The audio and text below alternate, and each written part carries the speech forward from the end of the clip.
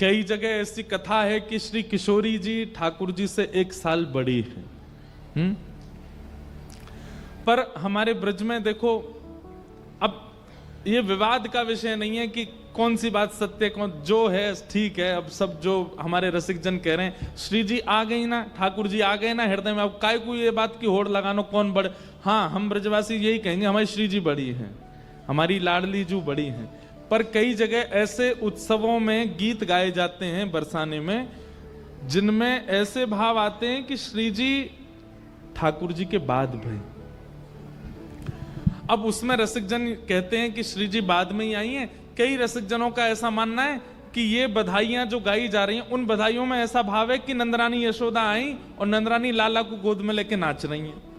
तो इससे ये बात प्रमाणित होती है कि ठाकुर जी पहले जन्म हुए। तो फिर कई रसिकों का ऐसा भाव है कि नहीं, श्री जी की प्रथम राधाष्टमी है, 1 साल की हो गई श्री जी, तब लाल जी आए हैं साथ में, नहीं तो श्री जी तो बड़ी हैं ठाकुर जी से, ऐसा भाव लोगों का है। अब जो भी हो मैं क्या, लेकिन एक बहुत सुंदर भाव बताते हैं कि जब श्री जी प्रकट भई तो बरसाने में नौबत बज रही है, सब नाच रहे हैं, गा रहे हैं, आनंद कर रहे हैं, वृषभानु जी खूब लुटा रहे हैं। तभी गोकुल में खबर पहुंची कि भैया नंद बाबा के सखा श्री वृषभानु जी के यहां लाली भई है। नंद बाबा बोले भैया हम सबरे चलेंगे, खूब सारी सामग्री लेके हमारे यहां लाला भयो। तब सब सखी आई, सब गोपी आई, बरसाने थे, हम भी चलेंगे। नंद बाबा, यशोदा मैया, सब गोकुलवासी खूब सारी सामग्री लेकर के वृषभानु जी को बधाई देवे गए और गोद में लेकर के लाला को यशोदा मैया भी गई बरसाने। ठाकुर जी तो टुकुर टुकुर निहारते जा रहे हैं, बोले मोते बढ़िया सौभाग्यशाली दामाद कौन सा होगो, 1 साल को हेते ही ससुराल आगो।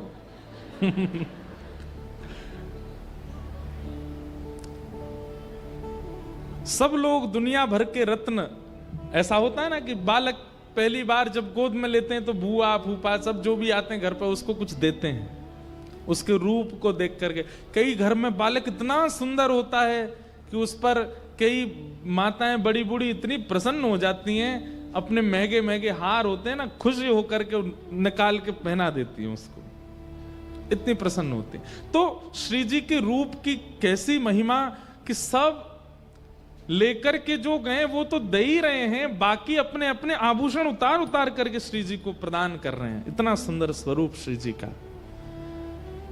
यशोदा मैया ने जैसे ही पलना में पौड़ी भई श्री लाडली जी को देखा, किशोरी जी को देखा, नेत्र प्रेम आश्रु से छलक पड़े यशोदा जी के, प्रेम आश्रु भराए।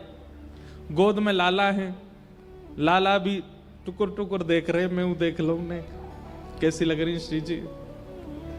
आहा, यशोदा मैया जितनी सामग्री लेकर के आई सब लाडली जू के पलना के आसपास रखवा दिए, लेकिन घूम घूम के आती हैं, फिर आकर के श्री जी को देखती हैं, फिर उनके रूप माधुरी को देखती हैं, अपने कड़ूला उतार के दे देती हैं, कभी अपने नवलखा के हार उतार के दे देती हैं, कभी कुछ कभी कुछ। अब वहां कीर्ति मैया कर, अरे बहन कहा कर रही हो, बोले कहाँ बताऊं, ऐसा मन कर रहा हो, इतनी प्यारी है तुम्हारी लाली, आप कहाँ कहाँ वार दूं।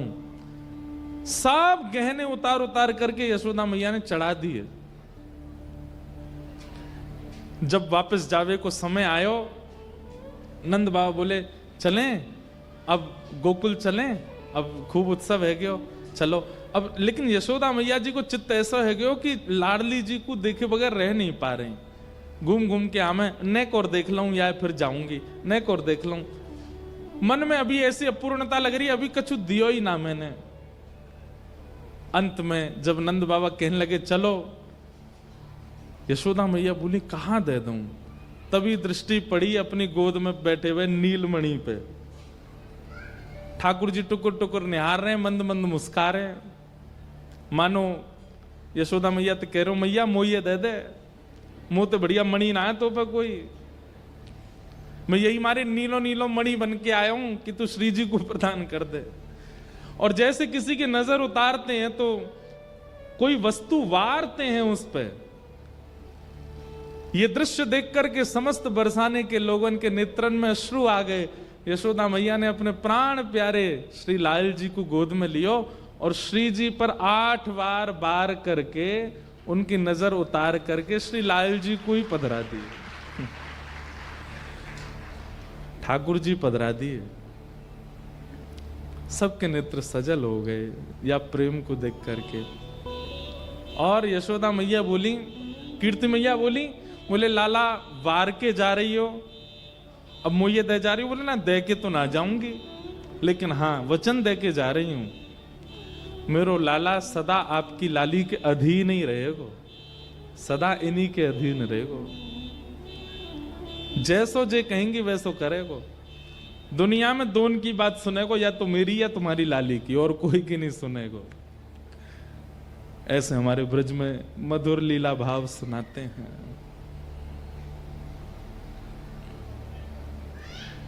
ये कथा भागवत में नहीं है, ऐसे ब्रज में भाव सुनाते हैं। ठाकुर जी जन्मे 1 वर्ष के अंतराल तक उत्सव मनता ही रहा। अच्छा, उत्सव किसे कहते हैं बंधु बताओ? जहां पर व्यक्ति अपने डेली रूटीन्स जो होते हैं ना, इतने बजे सोना, इतने बजे खाना, इतना पीना, इतना करना, पहनना, सोचना, सवरना, ये सब जहां पर अव्यवस्थित हो जाता हो उसको उत्सव कहते हैं। व्यवस्था में कभी उत्सव नहीं होता।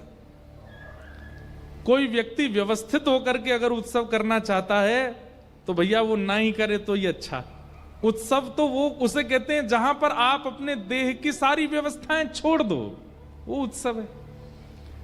सो जाते हैं 10 बजे लेकिन रात भर निकल गई, सो ही नहीं पाए, वो उत्सव है।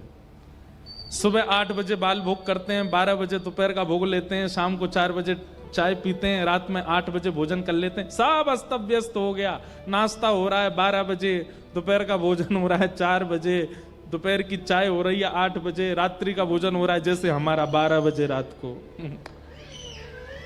यही उत्सव है। लेकिन भाई थोड़ा बहुत देह को ध्यान रखना चाहिए, है तो शरीर है। ब्रजवासियों की ऐसी स्थिति हो गई, निद्रा का भान नहीं है, खाने पीने का भान नहीं है, बस नाच ही रहे। नंद घर आनंद भयो, जय कन्हैया लाल की।